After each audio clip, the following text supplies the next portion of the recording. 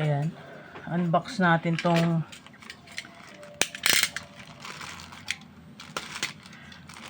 temperature sensor. Ayan. Tuya. Meron na tayong ganitong mga smart plug. Pero ito ay hindi smart plug. Ito ay temperature sensor. Wi-Fi. Wi-Fi na siya. Tapos smart siya dahil Bluetooth o pwede siya sa ayun yung aso ko, pasensya na. Pwede siya sa i-link sa cellphone, pero kailangan yung tatlong AAA battery. So i-check muna natin yung kukuha muna ang battery ko.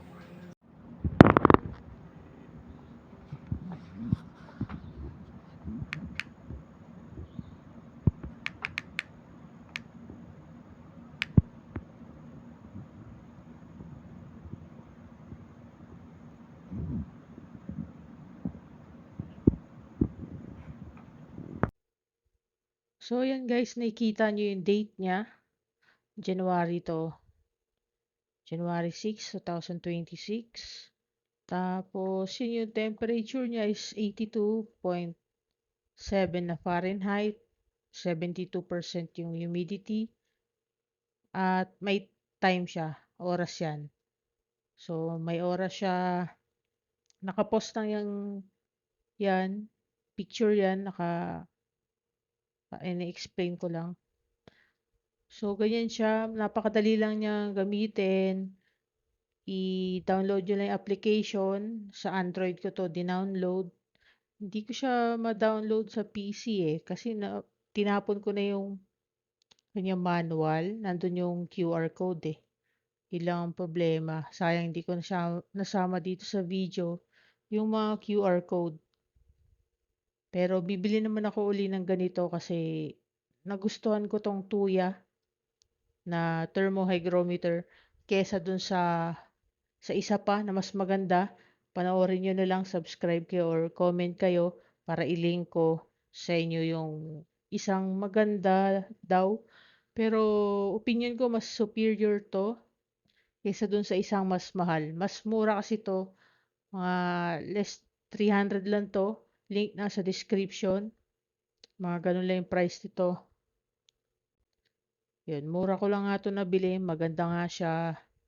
Once na to na low bat, nakita niyo yung battery. Wala kasi siyang kasamang free battery. Nilagyan ko lang siya ng rechargeable battery na 1.2 volts lang. Yun, na low bat siya. Medyo may mali sa pag-charge ko ng battery kasi hindi maganda yung charger ko. Nawala kasi yung charger ko ng battery na litokala. So, bumili ako ng bago, parating pa lang sa video na to, yung bagong charger ko. May pumitik ng charger ko kasi nung ginagawa yung bahay, construction. Pero ito, napakaganda nito sa application. Ilalagay ko na lang mga screenshot dito. Yan, ihahabol ko yung mga screenshot. Ano itsura niya. Kaya nagustuhan ko siya. At gusto ko yung history niya. At para sa akin, mas stable siya. Tapos, may indicator din siya ng paglobat, malulobat na. Pwede mo rin i-check sa application.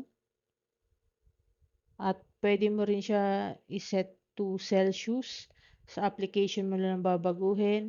Pagka na-connect mo na to, sa Wi-Fi kasi to i-connect.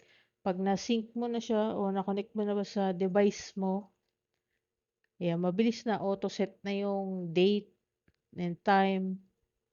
Tapos, nagkukuha siya ng temperature nga. Mas gusto ko talaga to nga kaysa dun sa isa kong mas mamahalin. Gagawa na lang ako ng video, i-compare ko yung dalawa, kung ano mas gusto ko.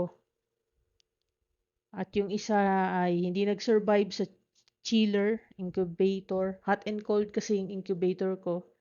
So, pag mainit, At tulad ngayon, summer, 'tong video na 'to i-upload ko summer at mainit, aandar yung chiller system ng parang ref, compressor.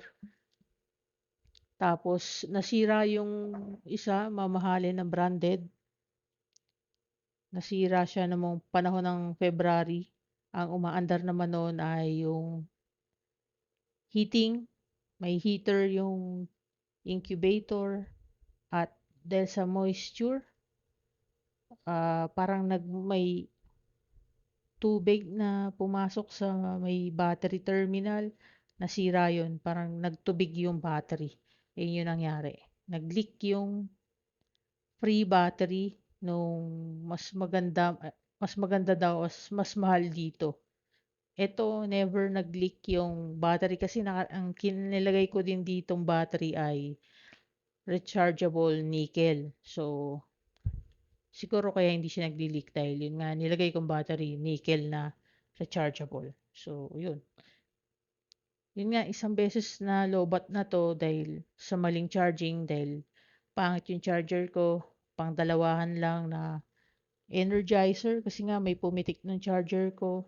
Pero nung dumating na yung charger na dito kala, na-charge ko na yung apat na battery na sabay-sabay, drain at chinarge yung test function ng Lito Kala. Umokay na siya hanggang ngayon, di pa to nalolobat.